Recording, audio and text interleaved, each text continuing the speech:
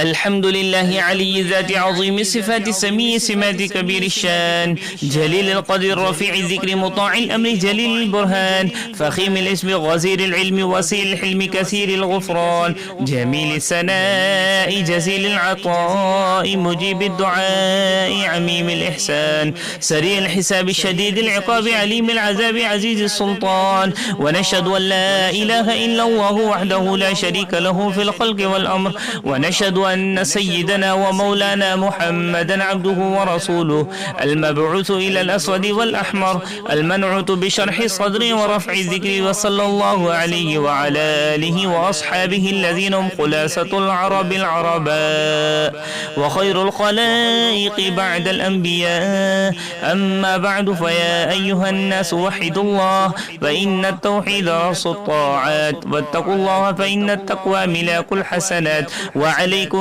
بالسنة فإن السنة تهدي إلى الإطاعة ومن أطاع الله ورسوله فقد رشد واهتدى وإياكم والبدعة فإن البدعة تهدي إلى المعصية ومن يعص الله ورسوله فقد ضل وغوى وعليكم بالصدق فإن الصدق ينجي والكذب يهلك وعليكم بالإحسان فإن الله يحب المحسنين ولا تقنطوا من رحمة الله فإنه أرحم الراحمين ولا تحبوا الدنيا فتكونوا من الخاسرين ألا وإن نفسا لن تموت حتى تستكمل رزقها فاتقوا الله وأجملوا في الطلب وتوكلوا عليه فإن الله يحب المتوكلين وادعوه فإن ربكم مجيب الداعين واستغفروه يمددكم بأموال وبنين أعوذ بالله من الشيطان الرجيم وقال ربكم ادعوني أستجب لكم إن الذين يستكبرون عن عبادتي سيدخلون جهنم داخرين